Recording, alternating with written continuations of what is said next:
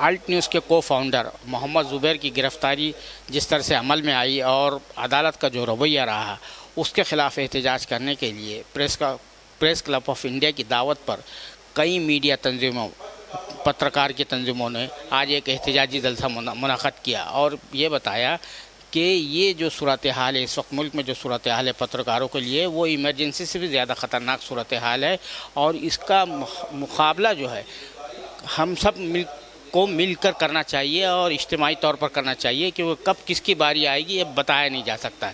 ये हुकूमत का जो रवैया है, ये हुकूमत नहीं चाहती है कि सच की आवाज़ सामने आए और उसकी झूठ बयानी और गलत बयानी जो है उसको कोई जो है चैलेंज करे। इसी हवाले से TN नैनान जो फॉर्मर एडिटर है इकोनॉमिक्स टाइम्स के, फाइनेंशियल टाइम्स के और कई अखबारात के एडिटर रहे, उन्होंने भी कहा कि पत्रकारों के लिए एक फ़ंड बनाना चाहिए और एक वकला का एक पैनल भी बनाना चाहिए। आइए सुनते हैं मुकर्रिरीन ने इस जलसे में, एहतजाजी जलसे में क्या क्या कहा। राजन साहब, इस वक्त जो जलदम के से वाबस्ता लोगों के साथ जो कुछ भी हो रहा है, इसे इमरजेंसी भी बदतर कहा जा रहा है, तो इस सूरत हाल से बाहर निकलने के लिए हमें क्या करना है? देखिए, पिछले एक हफ्ते में मोहम्मद ज़ुबैर की गिरफ़्तारी एक बेबुनियाद मुकदमे को लेके डिनायल ऑफ बेल, ज़मानत तक उनको नहीं दी जा रही। अब 14 दिन की जो है वो रियासत में, ये जुडिशल कस्टडी में भेजा गया।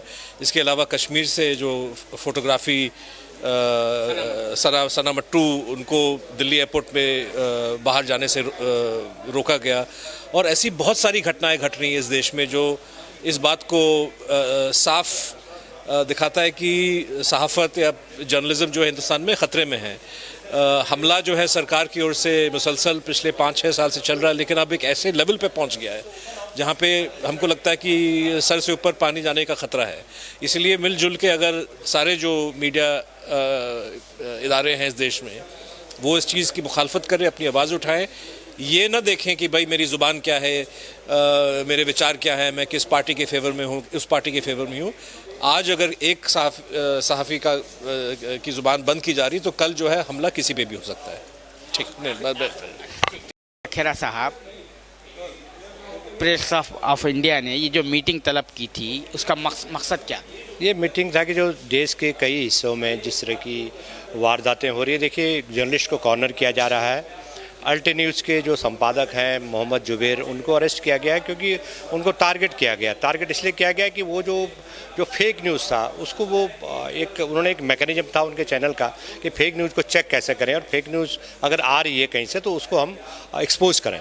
तो इस ऐसी सिचुएशंस में उनको पकड़ना, उनको पर झूठे आरोप लगाना और उनको 14 दिन का जो जेल में डालना, ये सारी चीज़ें दिखाती है कि ऐसा लगता है कि जैसे वो जर्नलिस्ट नहीं थे, कोई खूंखार आतंकवादी थे।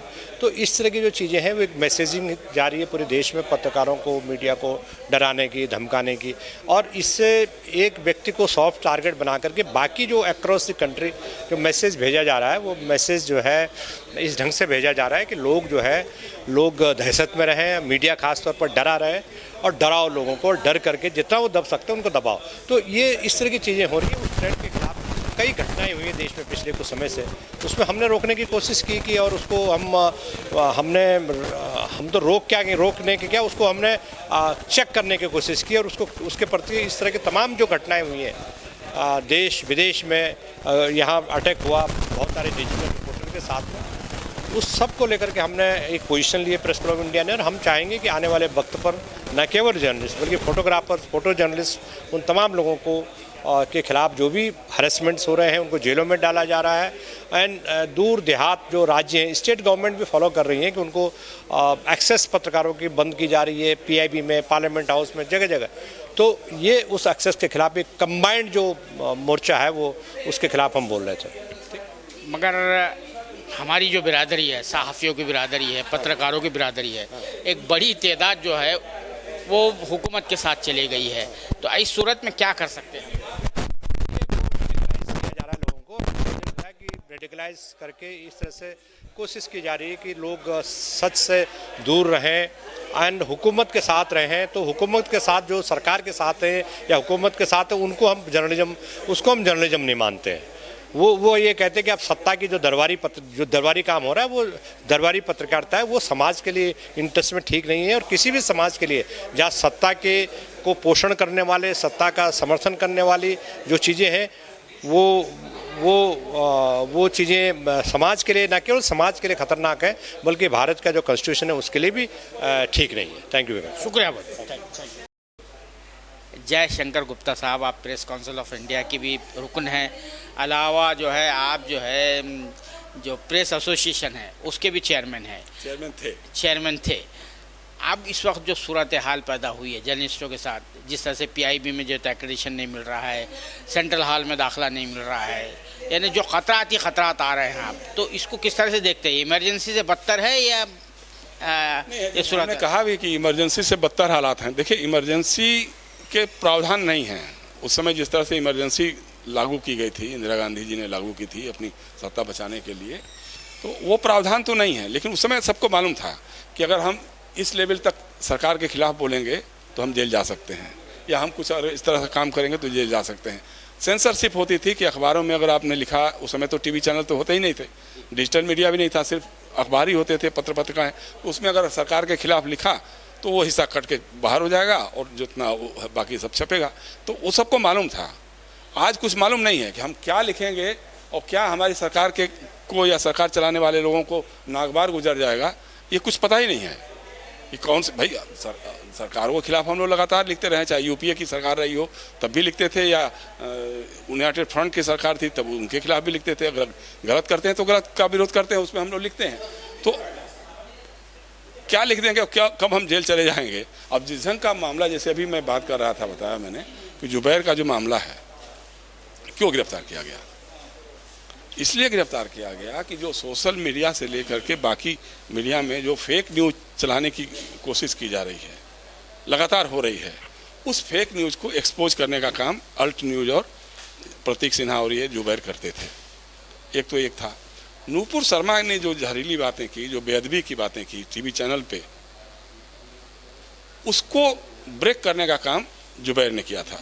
तो सरकार की खुन्नस तो ये थी कि उनके न्यूज़ ब्रेक के कारण सरकार बैकफुट पे आ गई, उसको मतलब ये करना पड़ा, पार्टी से निलंबित करना पड़ा, और सारा जो जगहसाई हुई पूरी दुनिया में। गुस्सा तो वो था, गुस्सा तो फेक न्यूज़ को एक्सपोज करने का था, लेकिन निकाला दूसरे रूप में। किस रूप में निकाला कि साहब वो 2018 का उनका कोई ट्वीट है जिसमें 1983 की फिल्म थी हृषिकेश मुखर्जी की, किसी से ना कहना, उसका कोई एक स्टिल है जिसका उन्होंने इस्तेमाल किया था। वो 2018 से लेकर के 2022 तक दिल्ली पुलिस या किसी को भी उस पर कुछ पता नहीं था कि ऐसा उन्होंने कोई ट्वीट किया था। लेकिन जब नूपुर शर्मा वाला प्रकरण चला तो उसके बाद अचानक दिल्ली पुलिस को इल्हाम हुआ कि अरे साहब, ये तो बड़ा खतरनाक ट्वीट था, इसमें तो हनुमान जी के बारे में और किसके बारे में क्या क्या लिख दिया गया है, हनीमून और होटल, हनुमान होटल, कुछ इस तरह का। और उसको लेकर के उनको एक अचानक एक ट्वीट मिल गया, जो ट्वीट करने वाले का नाम पता नहीं है, मालूम नहीं है कौन ट्वीट करने वाला है। उसने कहा कि साहब इससे तो सांप्रदायिकता बढ़ जाएगी, बड़ा ये हो जाएगा।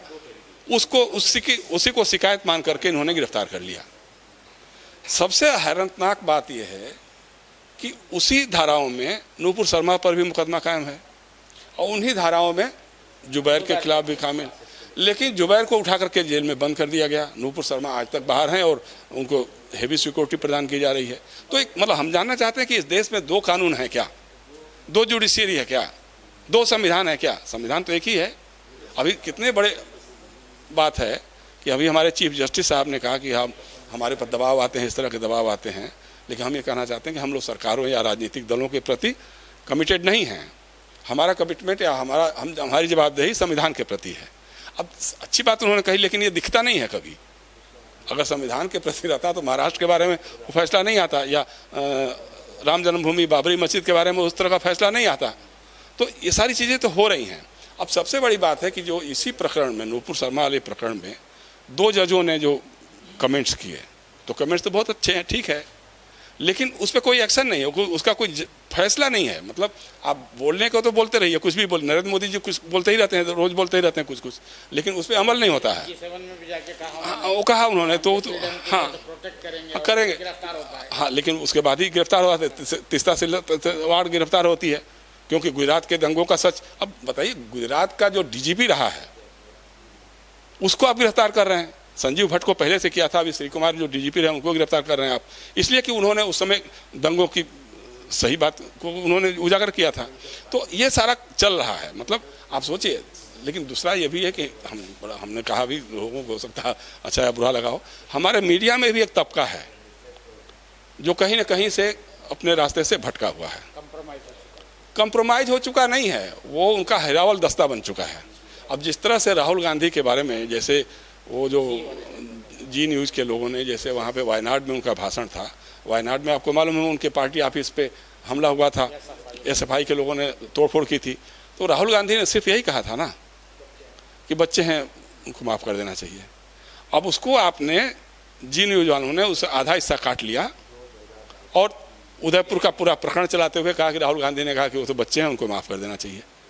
अब चूंकि राहुल गांधी को आपने सिलसिलेवार ढंग से एक साजिश के तहत पप्पू डिक्लेयर कर दिया है, जैसे मैंने अभी अपने तकरीर में भी यही कही थी कि साहब वो जो आलू से सोना उगाने की बात तो नरेंद्र मोदी जी ने कहा था, और राहुल गांधी कह रहे हैं कि साहब ये मैं नहीं कह रहा हूँ, ये नरेंद्र मोदी जी ने कहा, मैं उसको उद्धृत कर रहा हूँ।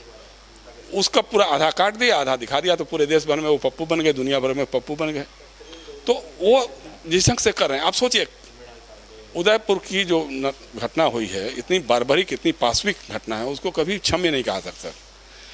उस पर चर्चाएं खूब हुई, लेकिन उस कांड में जो हत्यारा है वो भारतीय जनता पार्टी के लोगों से कनेक्टेड है, इसके बारे में कोई चर्चा नहीं हो रही है।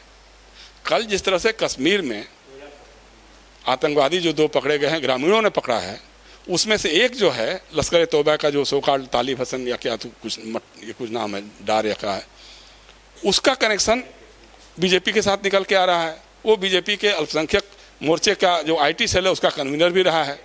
इस पर किसी टीवी चैनल ने हमारे चर्चा नहीं कराई, किसी अखबार में कोई बड़ी खबर हमने नहीं देखी। उदयपुर वाली घटना में तो छपा, दैनिक भास्कर ने छापा, लेकिन बाकी दिल्ली के अखबारों में तो हम ढूंढते रह गए, कहीं नहीं दिखाई दिया। तो मीडिया का भी एक है कि मतलब कहीं जो एक तरफ तो यह है कि आप नफरत का जहर, हाँ जो भी है रोलिंग जो भी है डिस्पेंसन है उसके हिसाब से, मतलब पहले भी रहा है, मीडिया का ये स्वरूप रहा है कि जब राम जन्मभूमि आंदोलन चल रहा था तो हम राम सेवक हो गए, आज हम कुछ स्वयं सेवक हो गए हैं, प्रचारक हो गए, मतलब ये भी एक है, हमारे अंदर का एक है। तो तब का है, ठीक है, वो हर दौर में रहता है, जब कांग्रेस का होता है तो कांग्रेसी हो जाते हैं लोग। तो मेन बात यही है कि मतलब आज जो है, जब बार बार हम कह रहे हैं कि पत्रकारिता और पत्रकारों पे खतरे बढ़ रहे हैं। पिछले 1 साल में कितने पत्रकारों की गिरफ्तारियां हुई हैं, कितने पत्रकार हलाक हुए हैं, कितने घायल हुए हैं, ये कहने वाली बात नहीं। दुनिया भर में जो फ्रीडम ऑफ जर्नलिज्म का जो स्टैंडर्ड है, जो मानक है, उसमें हम लगातार नीचे गिरते चले जा रहे हैं। जो इंटरनेशनल बॉर्डर ऑर्गेनाइजेशन जो है उसने जो सर्टिफिकेशन करता है वो, उसमें लगातार हर साल हम 2-3 पॉइंट नीचे गिर जाते हैं। तो हालत यही है हमारे देश में प्रेस फ्रीडम का इस समय जो है। अब उसमें यही है कि जो बची खुची आवाज़ें हैं अब वो कैसे आ पाएँ, क्योंकि उनके लिए स्पेस तो ख़त्म किया जा रहा है लगातार। बहुत बहुत शुक्रिया, थैंक यू। जलसे में करारदाद रेजोल्यूशन भी पास किया गया जिसमें हुकूमत के रवैये की सख्त मजम्मत की गई और मुतालबा किया गया है कि मोहम्मद ज़ुबैर को फ़ौरन रिहा किया जाए और उसके ख़िलाफ़ जो कुछ भी इल्ज़ामात लगाए गए हैं वो सब बेबुनियाद और बनावटी हैं। कैमरामैन जीशान राही के साथ मैं Abdul Bari Masood, press club of India, New Delhi.